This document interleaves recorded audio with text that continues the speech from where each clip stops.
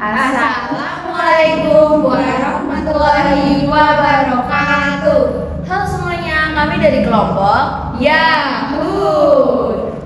Di sini kami akan menampilkan wawancara kami mengenai judi online lotre, tugas portofolio MTK Peluang yang diwawancarai oleh Dinda, Zahra, dan Gadis bernarasumber Bapak Aida Salim. Sebelumnya, izinkan kami memperkenalkan diri kami. Yang pertama ada aku, Dela Sabrina Arganeta, absen 32.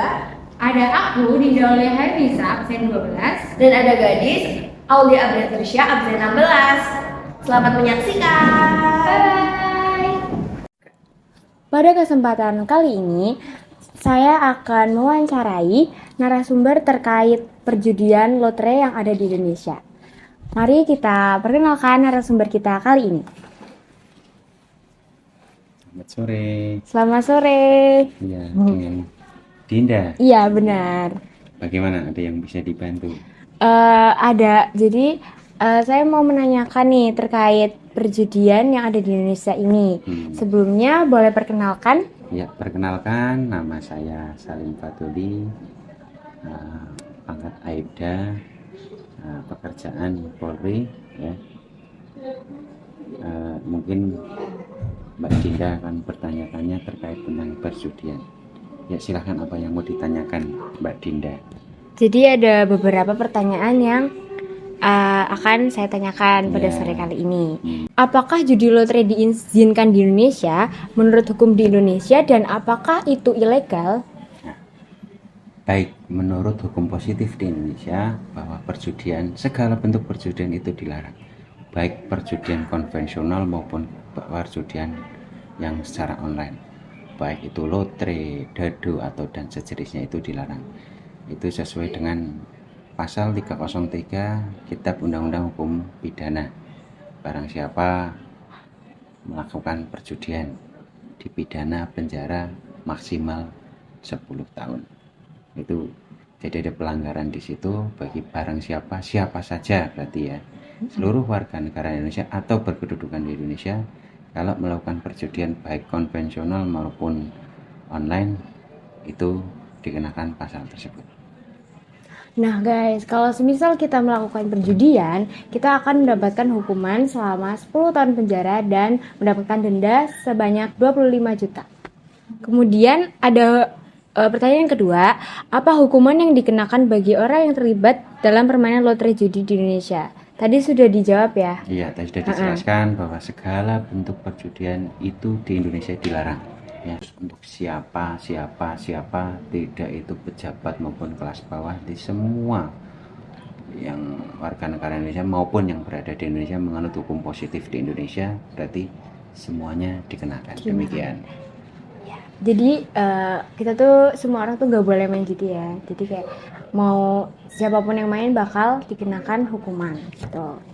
Kemudian lanjut ke pertanyaan ketiga, yaitu bagaimana konsep tentang penjualan tiket lotre dan pengelolaan lotre di Indonesia? Nah, kalau konsepnya itu yang jelas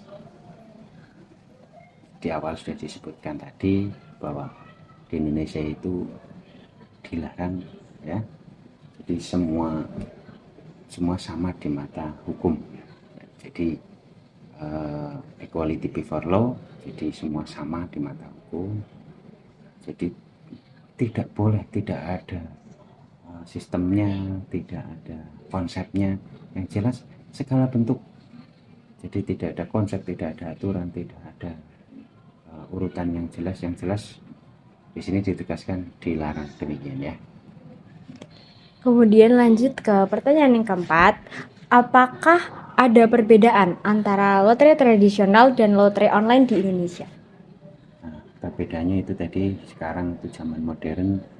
Dulu judi itu secara konvensional di-pool dari pembeli pertama, nanti ada loper atau kolektornya, nanti ke kolektor yang lebih tinggi lagi. Sedangkan judi online itu dimainkan secara online dan menggunakan uang-uang yang mungkin melalui dana atau mau melalui konsep koin seperti itu. Tapi pada intinya sama, tidak diperbolehkan. Lanjut untuk ke pertanyaan kelima, apakah ada badan pengawas atau otoritas yang mengatur kegiatan judi lotre di Indonesia? Kalau di awal sudah disebutkan bahwa perjudian itu dilarang, pengawasnya ya dari pihak penegak hukum. Apabila nanti ada pelanggaran ya pasti dikenakan sanksi hukum. Ya. Kemudian bagaimana cara Anda menangani kasus perjudian lotre ini? Jadi kalau tindakan kepolisian itu kan ada preventif dan represif. Itu preventif melalui kegiatan pembinaan ke masyarakat atau melalui tokoh pemuda, tokoh agama, tokoh masyarakat tentang sanksi-sanksi hukum ya, bagi pelaku kejahatan perjudian, pidana perjudian. Dan yang kedua melalui tindakan represif yaitu penindakan terhadap pelaku perjudian. Jadi nanti ditangkap, nah nanti diproses hukum sesuai dengan aturan yang berlaku di Indonesia. Gitu.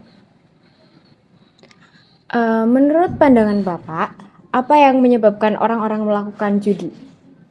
Satu, orang awalnya pasti iseng.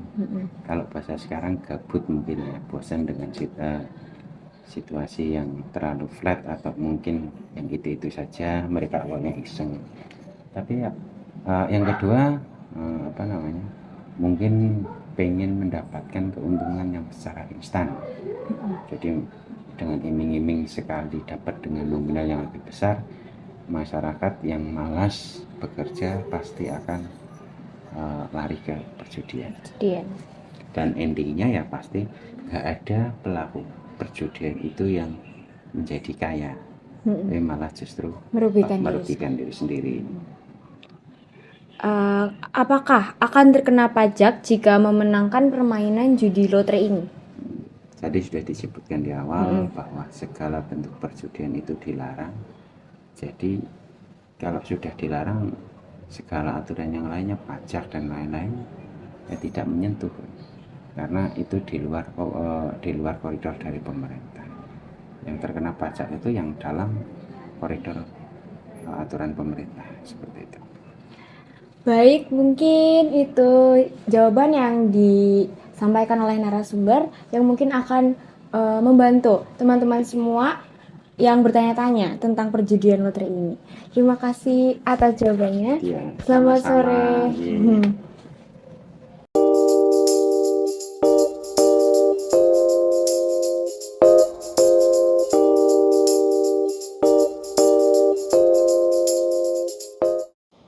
Terima kasih telah menonton. Kami dari Kolobok Yahoo. Pamit undur diri. Wassalam.